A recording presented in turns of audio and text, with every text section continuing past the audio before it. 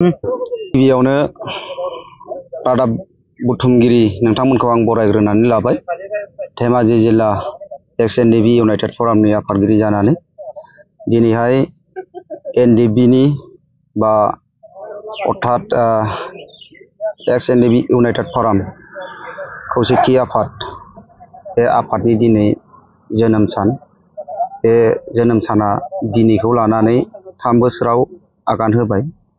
बे 3 बोसोरनिनो दिनैनि दिनावहाय इउनाइटेड फराम जोनोम जादोंमोन, अर्थात खौसेथि बर' आफाद बियो जोनोम जादोंमोन दिनैनि दिनावनो।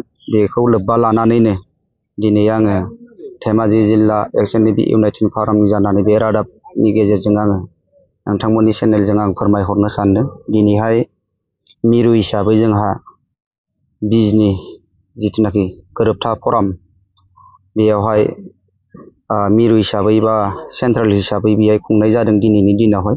धेमाजि हिसाबै जोङो दिनै आं साबायखर बावनो सानदों, बा आङो दिनै इउनाइटेड फराम अफ एक्स.एन.डि.बि धेमाजि जिल्लानि आफादगिरि जानानै साबायखर बावहरदों।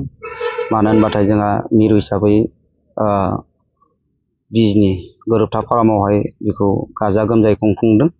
दा आं दिनै धेमाजि जिल्लानि जानानै बे रादाब बिबुंनि बा बे रादाबनि गेजेरजोंनो आङो फोरमायहरनो सानदों। दिनै आङो जोनोम सानखौ लोब्बा लानानै बेवहाय थानाय जोंनि गासैबो गगामुख धेमाजि आरो जोंनि मावथि सोद्रोमाफोरनिसिम आङो साबायखर बावदों, आरो रायजो राजाफोरनोबो आं मिथिहोनाय जादों बे रादाबनि गेजेरजोंनो। दिनै एक्स.एन.डि.बि इउनाइटेड फरामनि जोनोम सान, बे जोनोम सानखौ लोब्बा लानानैनो आं नोंथांमोननि सिगाङावहाय जोंनि एन.डि.बि नि जि मावथांखि बा जोंनि मावनो गोनां प्लान एन्ड पलिसि आरो बा जोंनि माखासे थांखि बिथांखिफोरखौ जोङो सिगाङाव दोननानै जोङो खामानि मावनो जों जेब्लाबो थियारि दङ, आरो जोङो आफादनि जिथुनाखि जोंनि थांखि बिथांखि दङ बेखौ जोङो अरायसम जोङो सिगाङाव दोननानै मावबाय थागोन। आरो जोङो गासै जोङो बर' रायजो राजाफोरनि गेजेराव जोङो मोजां मोनसे जोङो मेसेज लानानै जोङो मावलांनो हाबाय थागोनखौ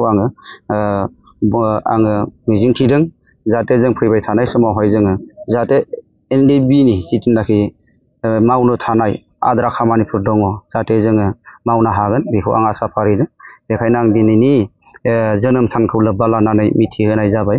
दिनै 3 बोसोरनि जिथुनाखि जोनोम सान इउनाइटेड फराम अफ एक्स.एन.डि.बि बा खौसेथि बर' आफाद, बेखौ दिनै आङो नोंथांमोननि गेजेरजों रादाबनि गेजेरजों आङो फोरमायहरबाय। एसेनोसै, गोजोन्थों।